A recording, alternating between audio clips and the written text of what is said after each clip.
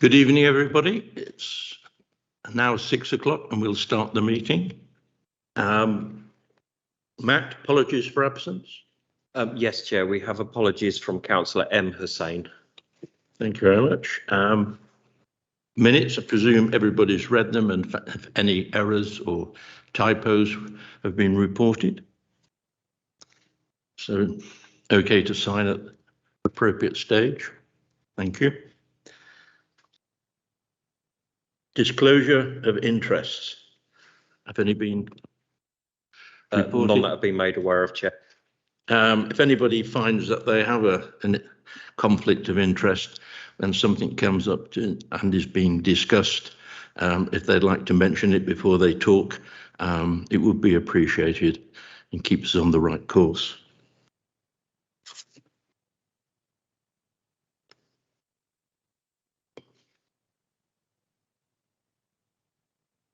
Section 4. Yep, no, Section 106 is, Chair. All right, and I understand there is some.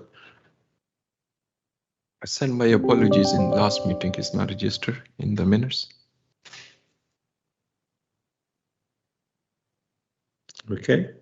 Thank you. And we have on like this occasion an urgent business, which Yes. is the Treasury Management Investment Strategy report by the Director of Finance and Revenues and Benefits. That's, I presume, Dev.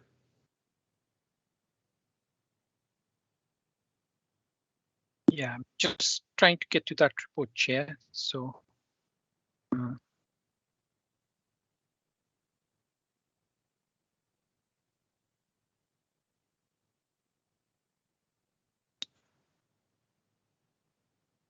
Okay, so, but can you present that report? I'm just struggling to locate that.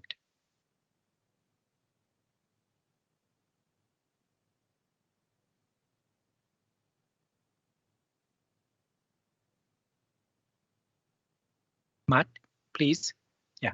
I'm just finding the report. I'm just going to put that agenda.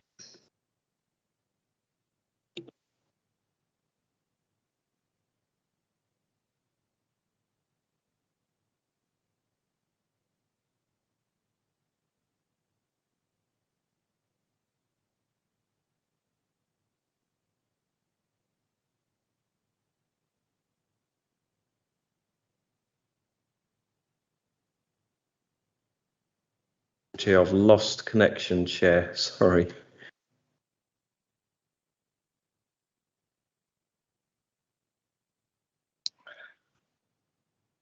I'll save it, and I'm just trying to.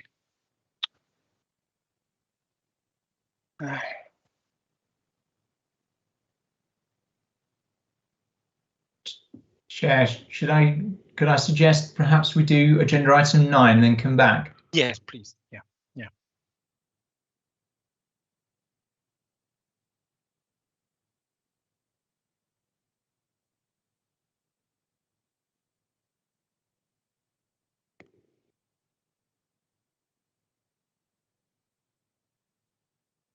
Chair, I think your mic's not on.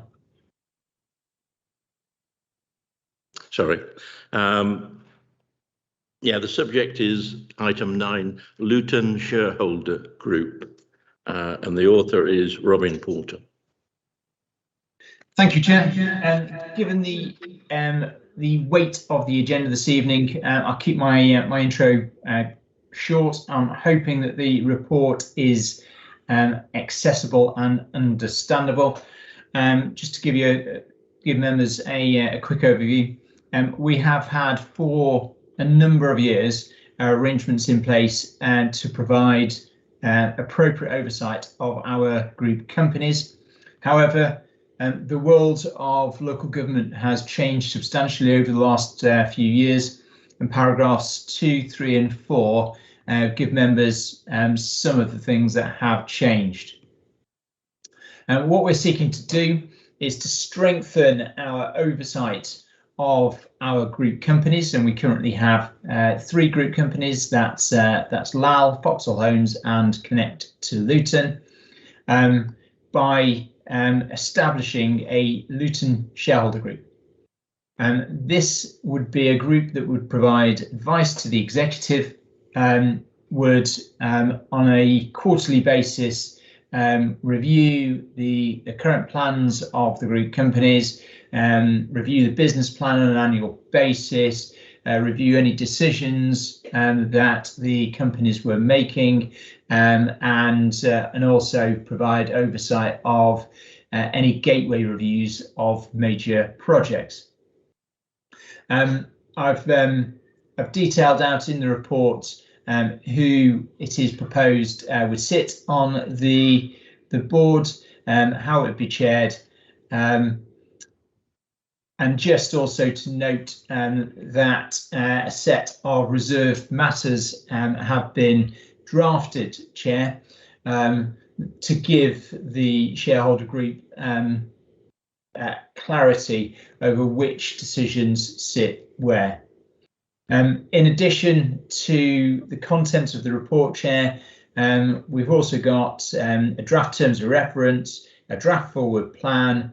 We've got dates hopefully being sorted in the next couple of days for meetings going forward, and we've got a project plan as well in place. This is due to go to the executive next week, Chair, and I'm really happy.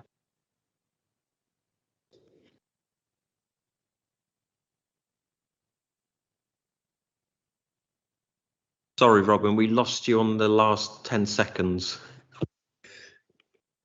Sorry, Matt. So I was just saying this is due to go to an executive on the 17th, and I'm really happy to take any questions, Chair.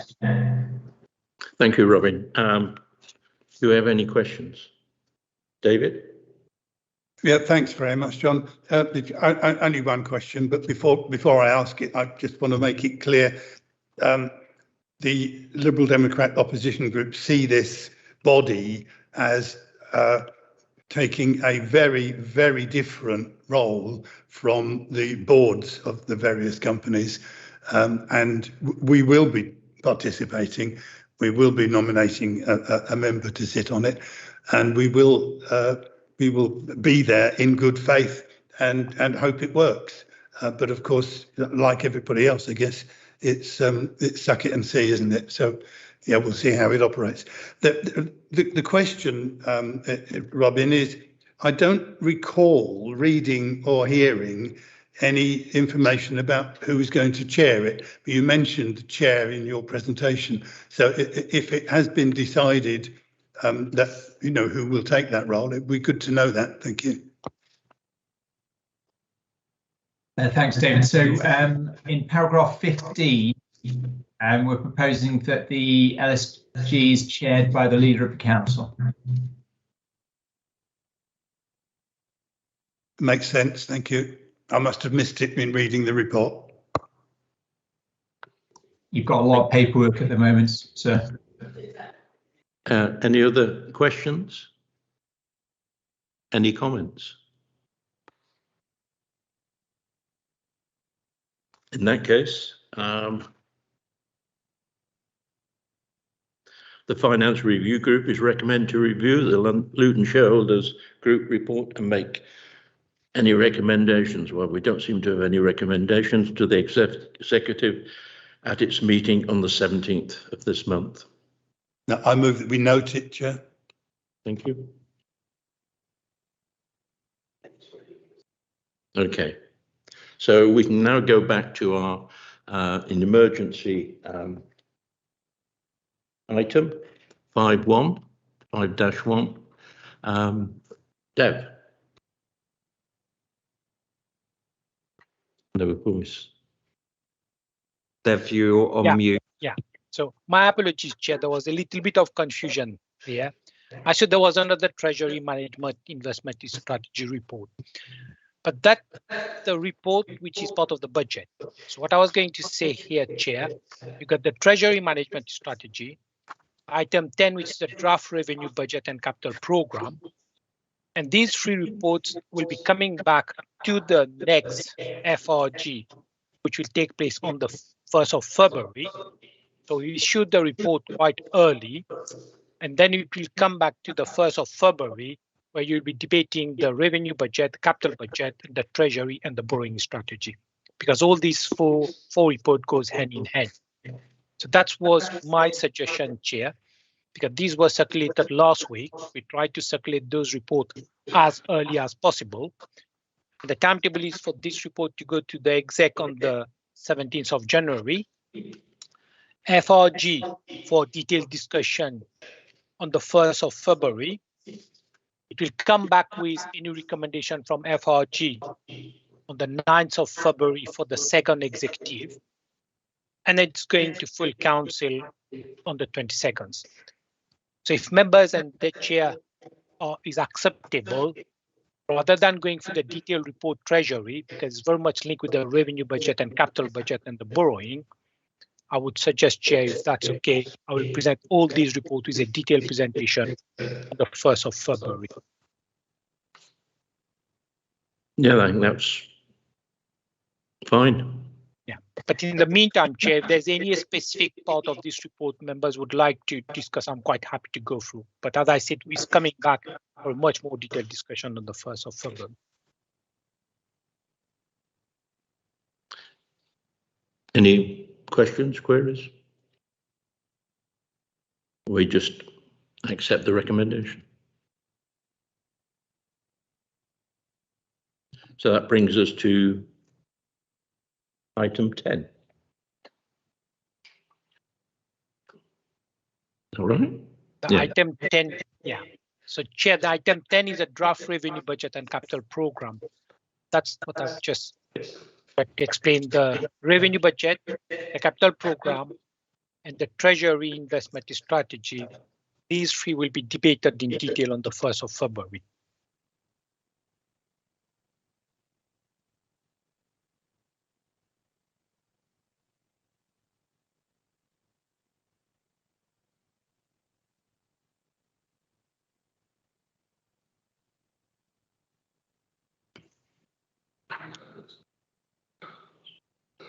So what do?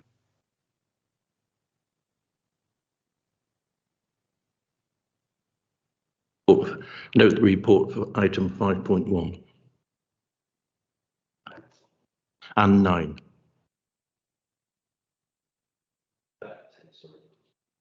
Ten.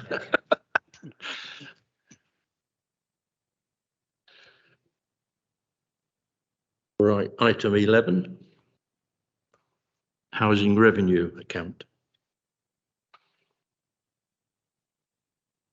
It's me, Chair. Good evening, everybody. My name is Colin Moon. I'm the Service Director for Housing. So if you don't mind, I'll spend about 5 minutes just to introduce the report, if that's okay. I don't have your packs, so I'll be referring to certain items and I hope they line up. So the housing revenue account essentially is the tenants account. People know it's the housing account, subject to 7,000, shall I say, 600 properties, council properties. It's a ring-fenced account, which means basically we can't pay for general fund services. So this is not homelessness, this is not temporary accommodation, this is purely council tenant land. And it deals basically with the costs of management and maintenance of the housing stock, which is financed through tenants' rents, tenant and leaseholder service charges. And we have to set a balanced budget each year, else we'll be in trouble. Every year, well, every sort of 5 years, the government sets a rent standard, and we're currently operating within the 2019 rent standard. That's been operating for 2 years, and essentially that rent standard said that we could increase rents by CPI, the Consumer Price Index, plus 1%, and that's for 5 years. This is the second year we're in that regime. Previous to that, we were in a 4-year 1% reduction from 2016-17 for 4 years, reducing rents by 1%. So we're now increasing rents. So CPI plus 1%. Last year, CPI was 0.5%. And this year's CPI, I want to say this year, CPI is based on September figure, so last September, it was 3.1%. And we are recommending a 2.5% rent increase. So not a CPI plus 1%, but a 2.5% rent increase. The CPI plus 1% is a maximum levy the government suggests, so we don't have to go with it. But if we go above it, we'll be subject to rent caps and all the other nasty things that the government can do to us. So that's that. Now, 2.5% next year, that's next financial year, will deliver us 660,000, approximately 660,000 additional income. So a rent roll, which is basically all the properties rents for the year of over 33 million, shall I say, 318 will transpire into a figure of 33,981,000. So 660k additional income. That's for social rents. There's two rent products we have. We have social rents and we have affordable rents. Some of our properties are affordable rents. And the 2.5% will yield us an additional 35,000 on those affordable rents also. So just a couple of things. I want to point you to a couple of tables. So my point 3 on my report, point 23, sorry, on my report is the housing revenue account estimates for 22-23, and you can see income. So for this year, we're going to have around 40 million income. I keep saying thousand, it's millions. It's a lot of money. 40 million 216 for this year. That's the income we're going to bring in through rents and service charges. And there's going to be an expenditure of around 37 million. So next year you can see 40 million 636,000 and an expenditure of 38 million. And you can see a surplus there, and I'll come to the surplus a little bit later on. You can see it says transferred to reserves. I'll talk about that in a minute because that's quite important. So point 26 on the report looks at the capital and revenue reserves. That's how much money the housing revenue account has got in its reserves. You may think that's a lot of money, but it is decreasing each year. The current debt in the HRA is around 133 million, and when we look to pay that, we refinance and do all sorts of wonderful things. But 26 is basically just telling you what the reserves are. Now, under point 29 is the capital program. So this is where the reserves come in. I'll talk about reserves in a minute, but this is our capital program for 22-23 and onwards. You can see lots of major works, re-roofing. If you remind yourself, if you looked at the previous slide I showed you around the income and expenditure, that's day-to-day repairs and maintenance cost, day-to-day management costs. This is longer term stuff. This is major works, re-roofing, replacement boilers. There's money in there for smart energy technology, and we're having conversations about boilers and what we're going to do with our heating systems and all those things that are relatively long term. And you can see at the end of that table over the page, a development program that probably is around 100 and a bit units. There's about 10 million in the development program for next year. But I'll tell you that we need to develop probably around 300 properties a year, but I don't want to shock you with the figures at the moment. But we'll shock you at some point. So that's our capital program, and why that's important. If you look at point 30, is how we finance the capital program. We finance the capital program through our reserves, general reserves, the major repairs reserve, and this is we get some money from government, but essentially the money we get from rents, from leasehold charges, from service charges go into the capital program to maintain our properties and to help build council properties. Now, this report also deals with other aspects of rent increases.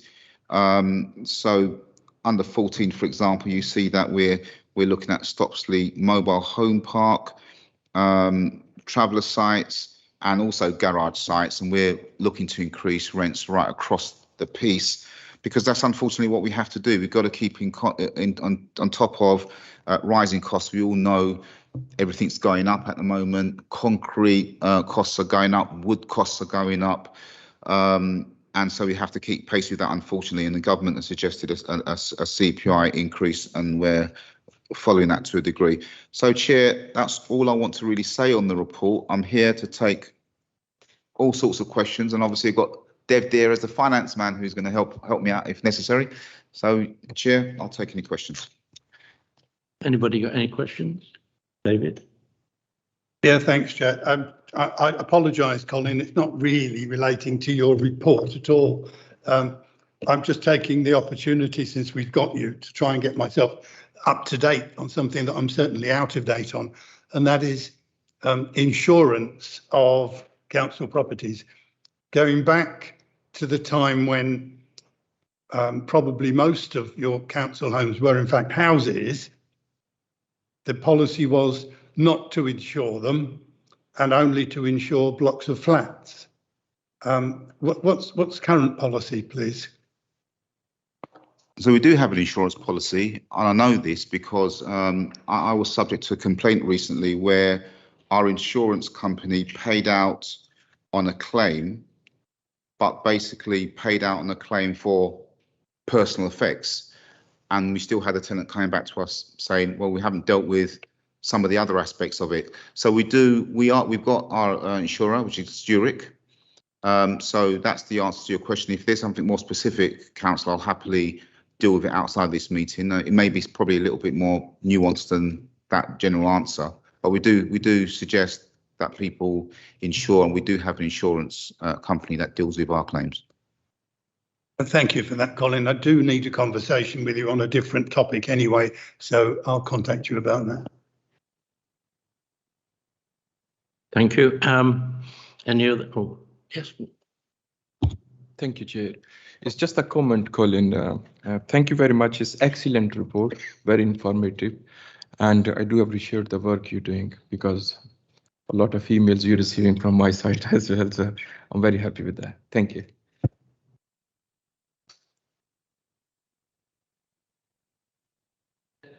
Yeah, Alan. That's the one. Thank you, Chair. In terms of the boilers, we don't quite yet have a strategy from government as to how they want to replace those sort of boilers, what type they want. Is it worth at least hanging on a little bit and finding out before we go down too far down the road that we end up having to replace the replacements? You're absolutely right. I mean, we're in this conversation at the moment, and obviously we have to replace boilers when they're out of commission immediately. But the whole scale boiler program, we're having a conversation at the moment. I mean, at the present time, there isn't the technology, or the technology is very expensive at the moment. And where we've got blocks, it's about how do we retrofit those blocks to take on the sort of boilers that they're emerging at the moment. But frankly, the whole heating arena is up for grabs, and technology is moving quite quickly. I don't believe any council at the present time has sort of settled on what technology they're going to use, and we're currently having those conversations with our experts at the present time. We haven't settled on it. We know that there'll come a critical time when we have to stop putting wholesale boiler systems into accommodation that we own, but we haven't got there yet, because we still have to put boilers in where boilers break down, etc., etc. But we know there's a critical time coming up. It's just like the conversations we're having around electric points for electric cars and all that technology, and where do you put them, what sort of space they require, them being anti-vandal proof. I mean, all of that stuff is all very, very difficult, and we're trying to navigate that. But yeah, definitely the boiler situation, because they are so expensive. The current stuff's so expensive, but we know that you put boilers in now, we're going to have to rip them out, but probably in about 5 years' time or whatever. And we don't want to do that. So we are being quite careful about how we're managing that at the moment, but we still have to manage it. We still have to put boilers in. But yeah, we are totally on top of that. Thank you. No, I accept that if a boiler breaks down, it's got to be replaced. There's no issue with that. It's just, I can see the huge costs that could involve if we go too quickly on a wholesale replacement. Just a quick other question.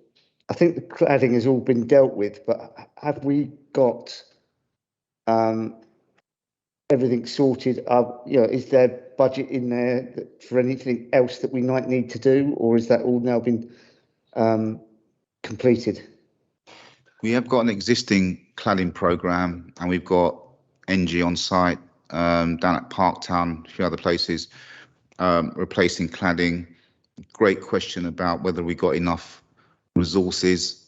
For council properties, we believe we're okay, but we could always, I'm not necessarily talking about the housing revenue account now, but we could always come across properties in the private sector, for example, where we may have to take out enforcement action from our private sector point of view, and that's a bit of an unknown at the present time. And obviously with the government's announcement just the other day, probably veering away from the housing revenue account to a degree, but with the government announcement just the other day, we don't know what's out there. That's going to be captured within that particular parameter of, can't remember how high they're talking about now or how low, but we're going to have to react to that. And we're talking about to our housing association partners anyway about all those things. And we are talking to our landlords, but at the present time, we have got enough resources. Our capital programme, which is over, you can see it's over around 5 years, but our business plan is over a 30-year cycle.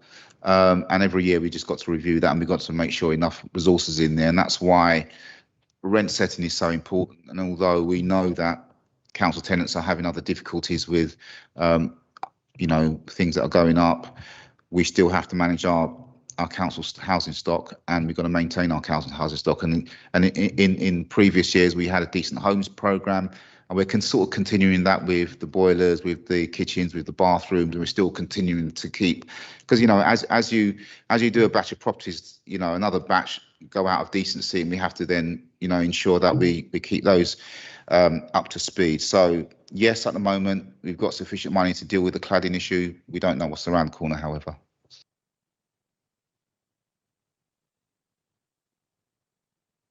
Thank you very much. Any other questions, queries? Oh, yes, Robin. Thank you, Chair. Just to clarify for members, and just to make a point with regards to cladding, none of the Luton Council blocks had the Grenfell style cladding, and I just wanted to make that clear just on the back of the last question.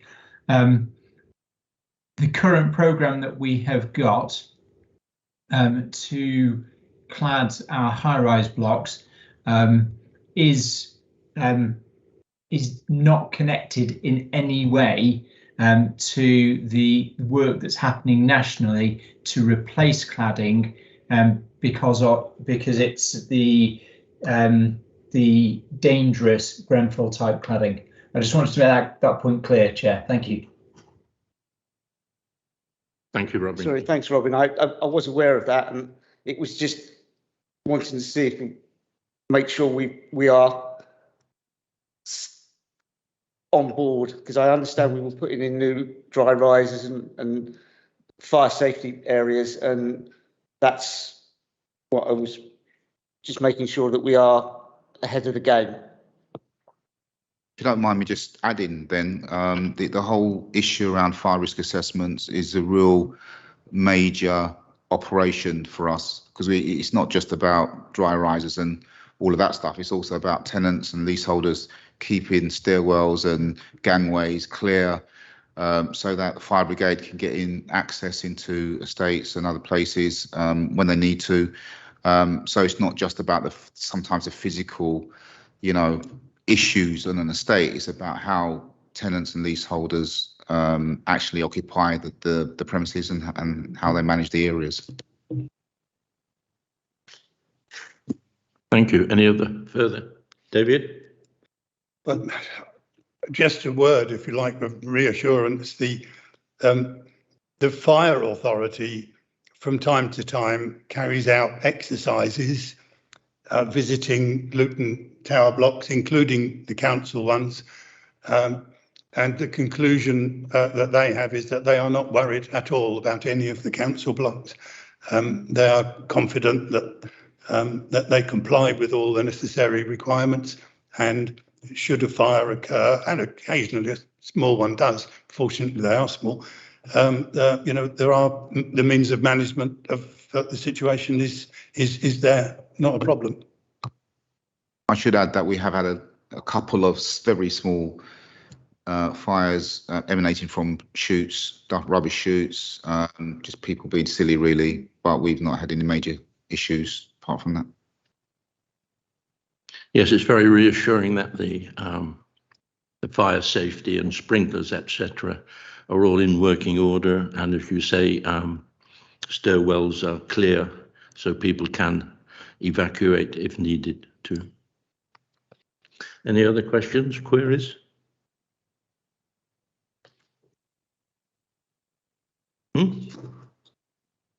Yes, so we note the report. Thank you very much.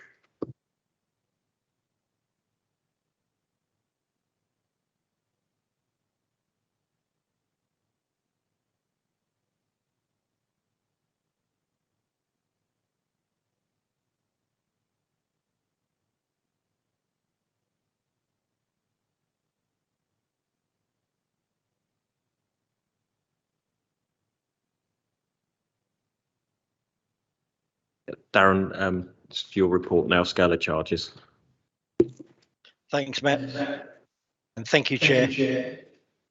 So this report presents the outcome of the annual review of the Council's fees and charges for the next financial year, 22-23. Separate reports are going to be presented to the Executive on the 17th of January, Development Management Committee on the 26th of January, and Admin and Regulation Committee on the 17th of February, seeking formal approval for the fees and charges that fall under the responsibility of each of those committees. But the report in front of you tonight aggregates all of those scale of charges from each of those committees. I appreciate that members only received the report and appendices late on Friday afternoon, but I don't propose to go through the reports and the appendices in too much detail, although I'm happy to take any questions at the end of the presentation. So all of the fees and charges in front of you have been set with reference to the Council's fees and charges framework, the main principles of which are outlined in paragraph 3 of the report. The Council sets charges for services and activities that are used by sections of the community. This is to ensure fairness so that the general council taxpayer doesn't unduly subsidise the particular interests of individuals or the work of commercial companies.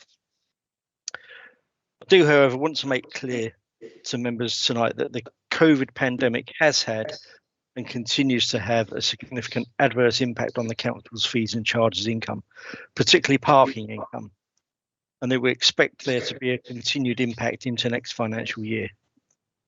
So you may be aware that the government did provide the council and all local authorities with some compensation for income losses that we suffered in the financial year 2021, and also for the first 3 months of this current financial year. But there's nothing in the pipeline and no further compensation available to us as far as we're aware. So any ongoing losses that we suffer, we need to address ourselves. So onto the actual reports and the proposals. The proposed charges are listed in full in appendices 1 to 4 of the report, and they run into about 80 odd pages, so we'd be all night if we go through those.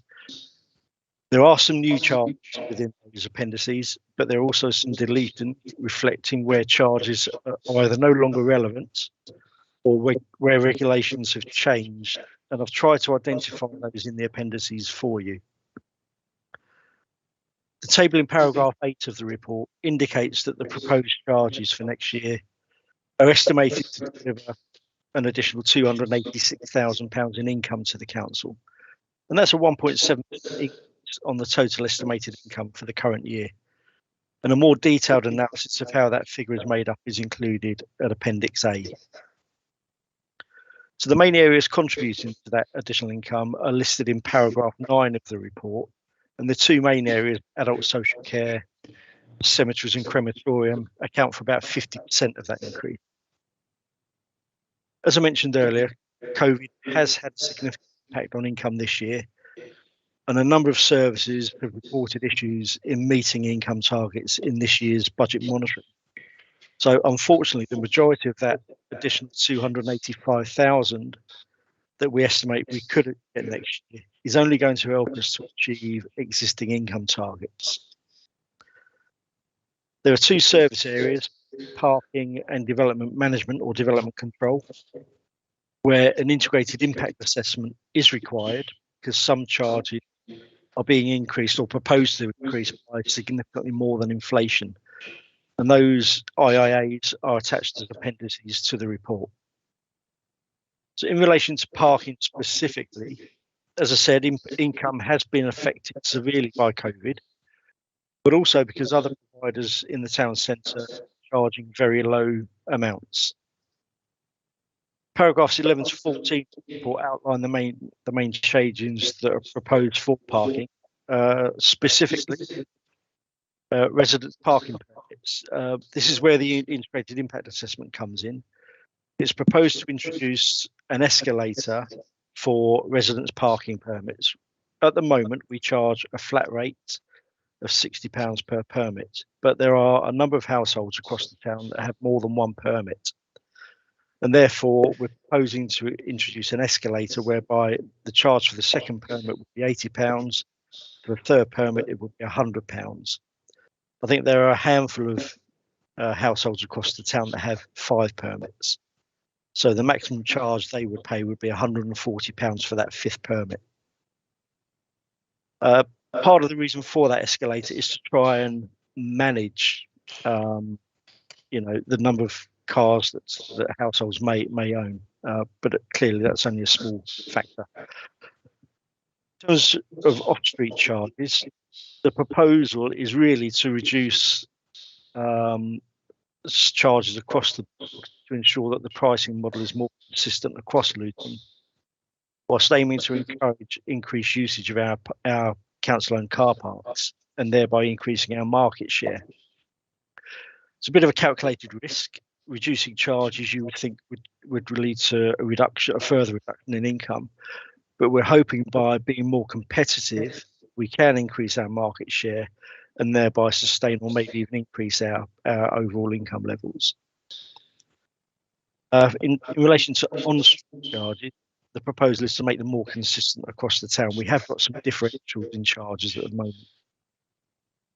I just want to focus on the parking permits for a second. The comments, the integrated impact assessment from the Equality and Diversity Advisor are as follows, and I'm going to read this verbatim. An increase to the cost of residence permits will likely impact low-income families. The residence permit may financially impact the wards, which are highlighted as being in the top 10 or 20% most deprived nationally. The areas which will be affected by this proposal already have some of the highest population growth figures, namely Dallow, Biscot and Southport. This proposal will therefore seek to manage car use in these high growth areas. In relation to development management, which is the second area where there's significant proposed price increases, there are two areas where charges are proposed to increase by significantly more than inflation. The first is the charge for dealing with complaints relating to high hedges on neighbouring properties, where it's proposed to double the charge from £320 to £640. And the second is the charge for pre-application advice relating to large-scale major applications. In both cases, increases are intended to reflect more accurately the cost service dealing with those issues. We're not looking to actually make a surplus out of that. Legally, we're not allowed to. We're only looking to recover our costs. And the IAA, in relation to those charges, assesses the impact of the proposals as being neutral. And with that, Chair, I'm happy to take any questions that members may have, and I'll do my best to answer them for you.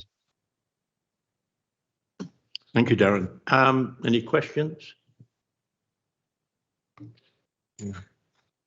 Any comments? Well, you seem to have satisfied everybody with your very succinct report. We just take it that we noted. Thank you very much for coming. Thank you, Chair. Item 13, the Works Programme report. Over to Matt. Yes, thank you, Chair. Members, as always, have before them a copy of the current FRG work programme and the executive forward plan.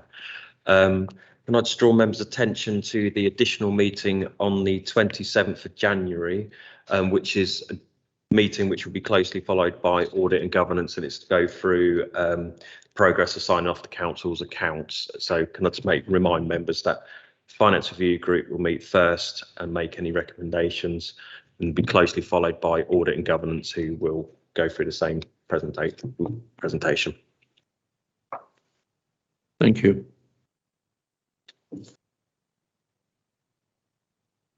Right.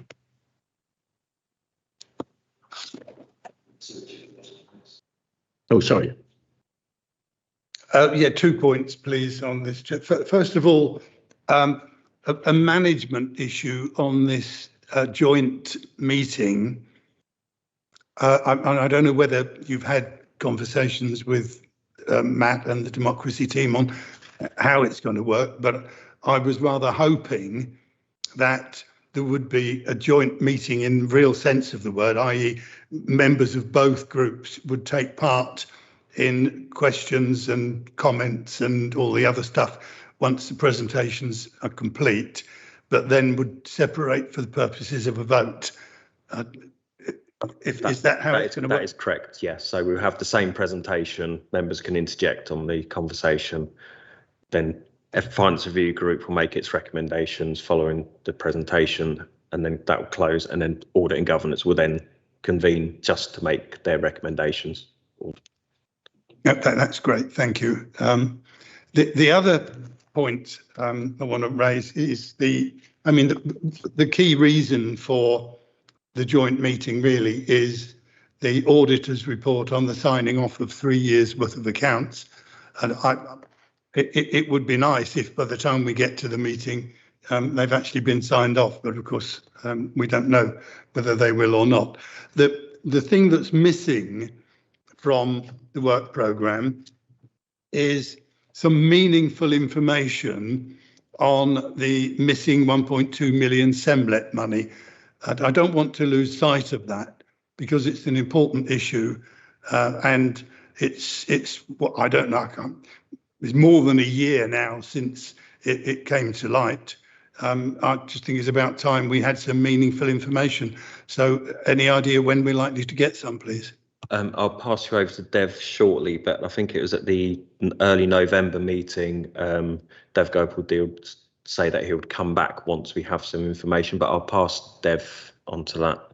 Yes, thank you, Councillor Frank. Yeah, so as mentioned in the meeting last time, there's certain information which, because the investigation is ongoing, so we can't go into the detail, but what I will try to get back to get some more additional feedback when we should be able to get a final report, and that final report will allow us to brief the FRG. You're quite right to say you have to put it on your forward plan, but just give me a couple of weeks and I will get back to have a much more definitive answer when that report will be made available to us, because that investigation is still ongoing. So leave it with me. I will come back in a couple of weeks' time to say when we will have much more substantive and much more up-to-date information so that we can brief FRG. Thank you. Thank you, Dev. Any more comments, queries? then we note that the programme of meetings. Yeah, we are. Item 14, Local Government Act, we move into private. I presume everybody's in favour.